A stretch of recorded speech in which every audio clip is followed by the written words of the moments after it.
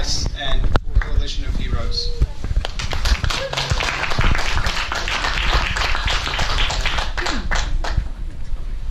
Sorry, I'm setting up my camera. Let's get it right. Let's get it right, guys. We got you. I got you, Ed. No, I need the cutaway shots to the audience. Okay. They're right on. Oh, he's filming us. I'm gonna make this count. He asked me to talk in front of entrepreneurs like this stuff. Oh, hey, thank you. Hey everyone, can you hear me? I'm gonna read this because I'll be jelly if I try to do this myself. Okay, so.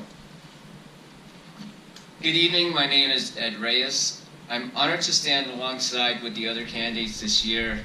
I was nominated by Chandra, who's not here this evening, who I worked with before in 2010 as an honored hero for Light and Night. I'm back to be a hero once again, but for something much bigger, the LLS 2017 Man and Women of the Year. Since the early 90s, I've been battling one major health crisis after another, starting with Raynaud's disease, which led to severe rheumatoid arthritis, then diagnosed with lupus, resulting in plaque psoriasis, to type 2 diabetes, to liver cirrhosis, and then finally Hodgkin's lymphoma in 2006.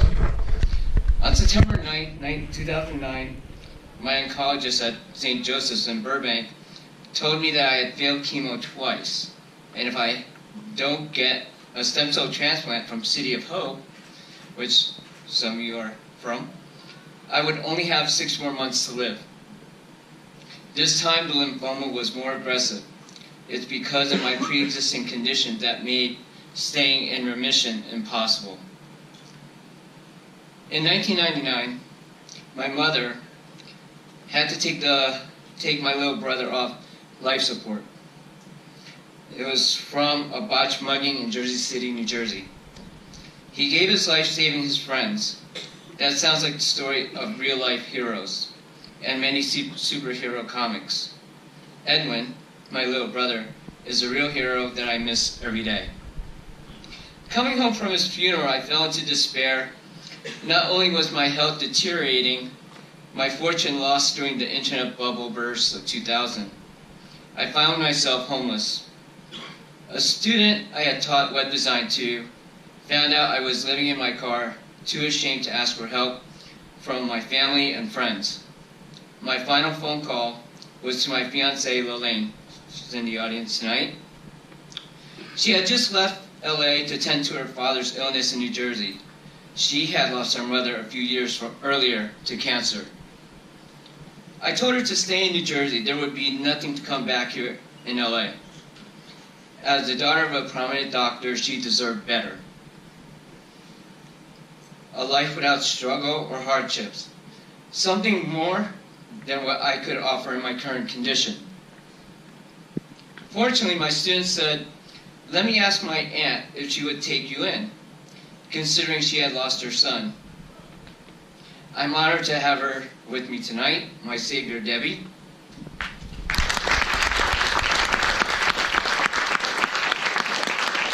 Debbie and her mom took me in, my new adopted family. They say if you love someone, let them go.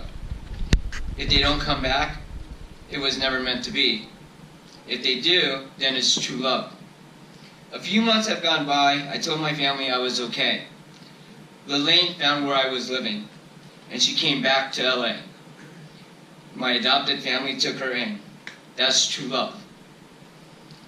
Still, my health was deteriorating, so I fought every day to survive. Chemo for 2 years takes a toll both physically and emotionally. Breaking the news of my latest cancer biopsy in 2009, I couldn't let my mom lose another son. Then all she would have is my twin. My mom and dad had sacrificed a lot for me, and I can't thank them enough. After a painful bone marrow biopsy in September, I began a new journey. A journey I hope would save my life. 3 weekends, Halloween, Thanksgiving, and Christmas of the strongest chemo was torture. I checked into City of Hope on New Year's. My doctors had warned me and my family that there was still a chance I would not make it. Having harvested my own stem cells a week before, they injected it back into me on my new birthday, January 13, 2010. 13 seems like a lucky number. I prayed to my little brother, my guardian angel, that if he got me through this, I would make it my life's mission to help those less fortunate and pay it forward any way I can. 2 weeks into my 30-day stay at City of Hope, my body started to regenerate all new skin cells. My lupus butterfly rash and my plaque psoriasis that covered 40% of my body, my arthritis and joint swelling gone, as well as the lymphoma was gone. All my other ailments except diabetes, which runs in the family, were non-existent in my blood works. A true miracle of science with soul. The results baffled my doctors, and I have been part of their research program since then. It's because of money raised by organizations like the Leukemia and Lymphoma Society, provided grants to allow hospitals like City of Hope to find cures. This is how I'm here and alive today. Sadly, tragedy hit me once again. Whether it's Bruce Wayne losing his parents, Spider-Man losing his uncle, or Superman losing his adopted father, breathe. I too have lost this year. My adopted granny who sheltered me, Debbie's mom, who had helped me get back on my feet, Lena Ratner, passed away a day after my 7-year stem cell birthday. That was January 14th. I was at her bedside at St. Joe's when she took her last breath. I'll be forever in her debt, and to keep her memory alive, like other superheroes, my journey began with her passing. I know what my purpose is and what I'm meant to do with my life. That's to save others. Strike a pose. Oh. Sorry. Stage correction. My mentor is Jenny. She writes scripts. I should have had her proofread this. Okay, sorry. For my campaign, I assembled an awesome team, a coalition of heroes. Alex Negrete, my influencer hero, Lindsay Hoffman, my events hero, Linda Sanders, a hero to many underserved youths through her nonprofit Hope So Bright, who couldn't be with us tonight, probably saving more children. Coalition of Heroes is about honoring individuals that want to see others overcome life obstacles, to go beyond what's ordinary and become extraordinary. There are heroes among us championing for those in need of a hero. They are our family, our friends, doctors, nurses, caregivers, men and women of the year, and even strangers. As our tagline says, they are ordinary people with a purpose for a purpose.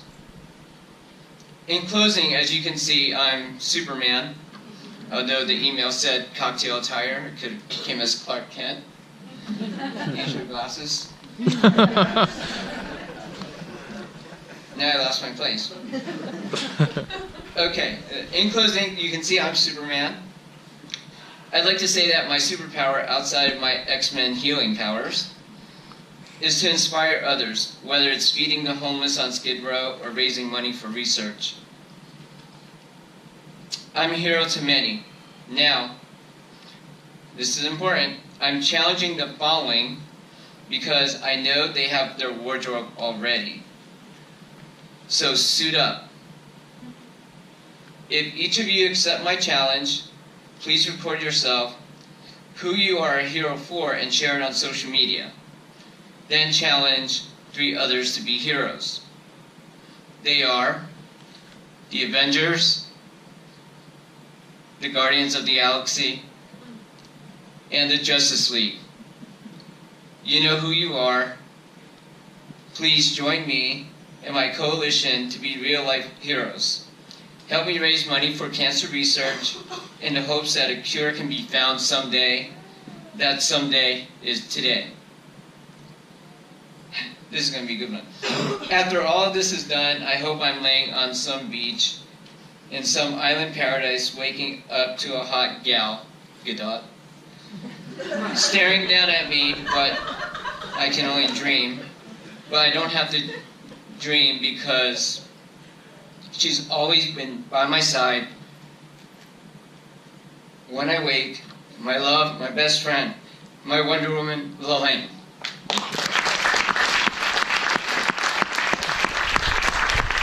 Hashtag Coalition of Heroes, hashtag I'm a hero, be a hero, coalitionofheroes.com. Thank you all, you're all great.